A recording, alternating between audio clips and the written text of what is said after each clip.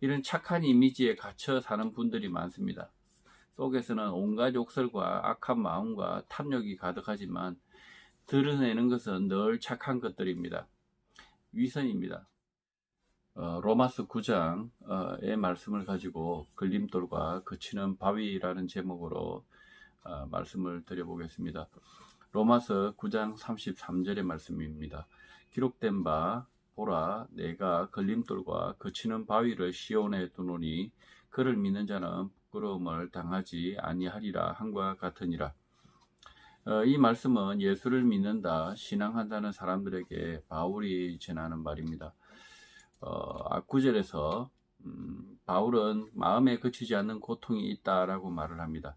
바울의 고통은 예수를 믿는다, 신앙을 한다고 하면서 엉뚱하게 자기 자신을 믿는 사람들, 자신의 옳은 행위, 자신의 윤리적 행위, 자신의 율법적 행위를 의지하는 사람들에게 걸려 넘어질 돌과 바위에 걸려 넘어질 것이다 라고 말하고 있습니다. 소위 말해서 착하고 성실하고 신앙생활을 바르게 옳게 한다는 사람들에 대한 말씀입니다. 이 사람들은 진짜 착하고 성실하고 신앙생활을 바르게 옳게 하기 때문에 사람들의 존경을 받습니다. 그러나 그들에게 치명적인 약점이 있습니다. 자신이 착하고 성실하고 신앙생활을 바르게 옳게 하기 때문에 예수 그리스도를 의지하지 않습니다. 자신이 죄인 되었을 때를 잊어버렸고 예수 그리스도가 더 이상 필요하지 않는 것입니다. 자신이 죄의 집의 종, 율법의 종에서 의의 집에 팔려온 노예, 종이라는 사실을 까맣게 잊어버렸습니다. 그를 의의 집으로 데려오기까지 예수 그리스도가 십자가 죽음과 부활의 대가를 치렀다는 사실을 잊어버린 것입니다. 그래서 걸려 자빠지고 부끄러움을 당합니다. 자신의 도덕적 한계에 부딪혀 부끄러움을 당하는 것입니다. 심하면 도덕적 일탈을 하고 더 심하면 죄를 범하여 범죄자로 체포가 되는 그런 일까지 생겨나는 것입니다. 누가 걸림돌과 그치는 바위에 걸려 넘어져 부끄러움을 당하게 되는지는 뻔합니다. 자신을 옳다, 자신을 바르게 행동한다고 말하는 그 사람들이 걸려 넘어지는 것입니다. 저는 제 자신에 대하여 바르다, 옳게 행동한다라는 생각을 버리려고 노력합니다. 그래서 제 자신을 좋게 보이려고 노력하지 않습니다. 그래서 조금 거칠게도 말을 합니다. 제 상관은 반대지만 그렇게 말을 조금 거칠게 하면 자연스럽게 제 자신이 옳게 바르게 보이지 않기 때문에 착한 이미지로 살지 않게 됩니다. 이런 착한 이미지에 갇혀 사는 분들이 많습니다. 속에서는 온갖 욕설과 악한 마음과 탐욕이 가득하지만 드러내는 것은 늘 착한 것들입니다. 위선입니다.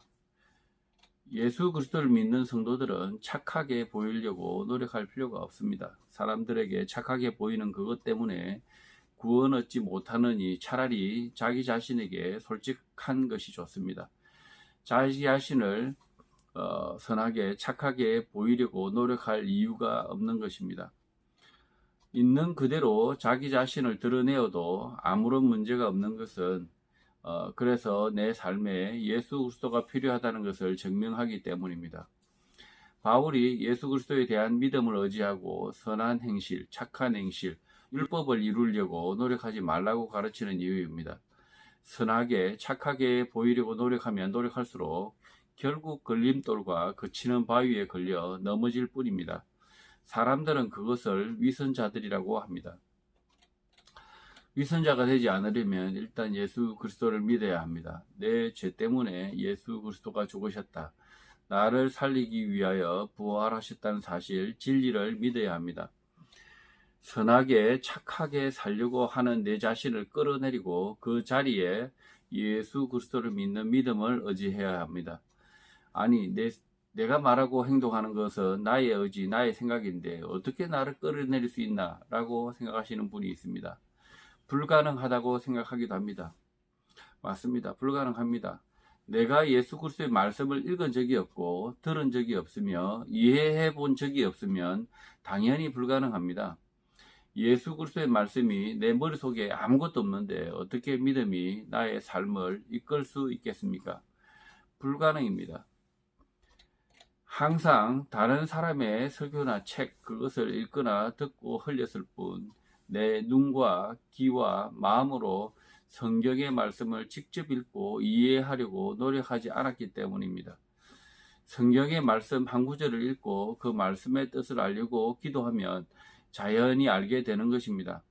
많은 말씀을 이해하지 않아도 충분히 믿음이 이끄는 삶을 살 수도 있습니다. 성경의 말씀이 복잡하거나 어렵지 않기 때문입니다. 예수 그리스도께서 나의 죄를 위하여 죽으셨다. 그 죽음 가운데 나도 죽었다. 예수 그리스도가 부활하셨다. 나도 그의 부활 가운데 살아났다. 내가 다시 살아났으면 그의 말씀 가운데 살게 된다는 것입니다. 예수 그리스도의 십자가 죽음과 부활을 믿으면 옳게 살 수 있다가 아니라 옳게 살게 된다는 것입니다. 옳게 살려고 노력하는 것이 아니라 옳게 살게 된다는 것입니다. 자신의 생각과 의지대로 옳게 살려고 노력하는 자는 걸림돌과 거치는 바위에 걸려 부끄러움을 당하게 되고 예수 그리스도를 믿어 내 자신을 내려놓고 예수 그리스도의 십자가와 부활만 의지하고 말씀대로 옳게 살게 되는 사람은 영생을 얻는 것입니다. 영생은 노력해서 얻는 것이 아니라 예수 그리스도를 믿어 그저 얻는 것입니다.